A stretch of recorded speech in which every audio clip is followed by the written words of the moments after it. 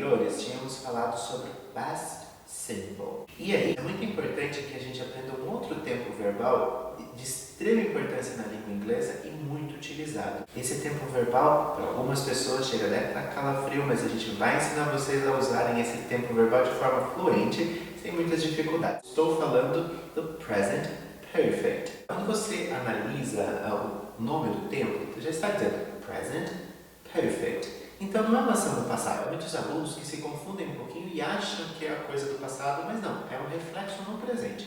Como assim? Temos 4 formas ou mais ou menos, de utilizar o present perfect. Hoje vamos focar nas 3 primeiras. Qual é a função do present perfect? Primeiro, é uma ação que iniciou lá no passado, iniciou-se no passado e ainda reflete no meu presente, ou seja, ainda acontece no meu presente. Ou uma ação que eu acabei de fazer, ou a gente chama isso de reflexo de uma ação do passado. Então, é algo que aconteceu há pouquíssimo tempo. E a terceira regrinha, para falarmos sobre experiências de vida. Existe uma quarta forma, e que vamos conversar sobre ela mais para frente. Hoje vamos focar nessas 3 primeiras. Então, quando a gente fala de present perfect, lembra lá atrás que tínhamos falado sobre verbos regulares e verbos irregulares? Isso vai nos levar para uma terceira coisa que chamamos de past participle. O que é isso? É aquelas palavrinhas que no português dizemos ido. Então, eu tenho falado, eu tenho cantado, tem corrido, tem acontecido. Então, no inglês é mais ou menos isso. E aí, se você lembra como você conjugava os verbos regulares, o past participle, o particípio dele vai ser a mesma coisa. Ou seja, eu tinha o verbo play, played, played. Perceberam que é a mesma coisa? Não mudou. Agora, quando a gente vai para os verbos irregulares, aí vai modificar um pouquinho. Alguns verbos se repetem e outros modificam mais um pouco. Vamos a alguns exemplos? Lembra do buy? Buy, bought, bought. São iguais. Contudo, o verbo drive, no passado drove e no particípio driven. Mas isso é tudo questão de prática, tá? A gente tem várias atividades, vamos mostrar para vocês o que vocês precisam fazer para memorizar. E a melhor forma de memorizar é speaking and practicing, ok? Então fiquem tranquilos. Então vamos voltar um pouquinho para a definição. Quando falamos sobre present perfect, temos que ter noção da estrutura. A estrutura eu, Henrique, comecei a estudar inglês quando eu tinha 13 anos de idade. Eu digo isso, que eu iniciei essa ação lá no passado e ela ainda se reflete no presente. É uma ação que tem uma progressão, correto? Existe uma continuidade. Eu diria, I've studied English since I was 13. De novo, I've. Essa junção é I have. I've studied English since I was 13. Vamos dizer que o meu dia, eu tenho feito muitas coisas durante o dia. Vamos pensar, o dia é uma ação, tem 24 horas, eu iniciei o meu dia às 7 horas da manhã, agora são 6 horas da tarde e eu tenho feito muitas coisas. Perceba, eu tenho feito muitas coisas. Em inglês, eu diria I have done lots of things today. De uma forma mais natural, I've done lots of things today. Perceberam? Então essa é uma segunda possibilidade, coisas que têm acontecido. Teve um início no passado e ainda acontece no meu presente. Depois tinha mencionado sobre ações que acabaram de acontecer ou que não aconteceram. Eu poderia dizer, pergunte se o seu irmão abriu a janela hoje cedo. Eu perguntaria, has he opened the window? Porque eu não sei se ele abriu ou não. Então eu não sei se é uma ação finalizada ou não. Eu, em tese, uso o present perfect. E por último, a terceira regrinha que tínhamos combinado são ações de experiência. Quando falamos sobre experiência, geralmente utilizamos o present perfect. Então, um exemplo, em 2017, uma das experiências mais marcantes da minha vida, eu estive na Inglaterra em 2017. Eu poderia dizer, I've been to the UK, I've been to South Africa.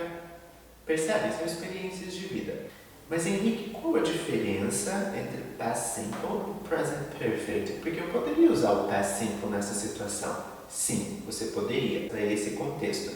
Por quê? Por que eu não quis usar? Porque na minha fala, o que eu enfatizei foi a ação de ter ido para a Inglaterra. Quando eu uso past simple, a minha intenção é mais ou menos focar no tempo que eu fui para a Inglaterra. Então, a língua, o que é importante que vocês entendam, e o que eu preciso que vocês pensem, é que a língua tem várias formas de você transmitir informação e depende das suas intenções. Em um momento eu quero falar sobre a experiência e eu foco na ação. Em outro momento eu quero dizer que foi uma ação finalizada e eu foco no tempo. Essas são as principais diferenças. Bom, então toda essa explicação, tivemos a afirmação. A afirmação é, vamos pensar na estrutura, I have been to the UK. Só que eu junto isso aqui. Então eu falo I've been to the UK. Isso é uma sentença, uma afirmação. Henrique, e como eu faço uma negação então? É a mesma estrutura, só que eu acrescento not junto com have. E a pronúncia fica haven't. Eu posso dizer I have not? Pode, só que fica um pouco formal demais e enfático demais. Temos a tendência de juntar isso. Vamos fazer algumas sentenças? I haven't done lots of things today. I haven't watched a film this week. E com she, he, it, eu uso have também? Não. Lembra que o verbo have, ele, mesmo sendo um verbo auxiliar, ele é irregular. O correto seria has. O acrescido do not dizemos hasn't. She hasn't played the piano this week. She hasn't opened the window. He hasn't done his homework. Perceberam como é simples? Henrique, mas é como eu faço perguntas então agora, nessa estrutura toda? Eu tenho que usar o did? Não. Por que você não usa? O auxiliar dessa oração, dessas sentenças que eu acabei de falar, é o have. Então, quem sofre a ação, quem se modifica e quem se movimenta na oração é o have. Vamos fazer algumas perguntas então? Have you played volleyball this week? Have you been to the UK? Have you ever been to the UK? Henrique, com he, she, it, como eu faço? Eu uso has também, eu só inverto? Exatamente.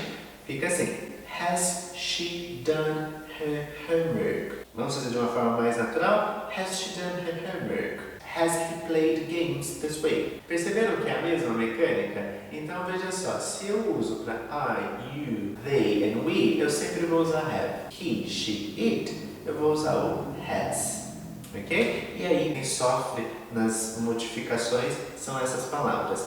Se ainda você tem alguma dúvida e gostaria de praticar um pouquinho mais, você pode encontrar algumas sentenças e respondê-las e depois conversamos sobre suas respostas. Vamos praticar um pouquinho? Eu gostaria que vocês escrevessem nos comentários sentenças de coisas que vocês têm feito, falar um pouquinho das suas experiências de vida, tentando usar esse tempo verbal. E eu faço questão de olhar todas as respostas e dar um feedback para vocês.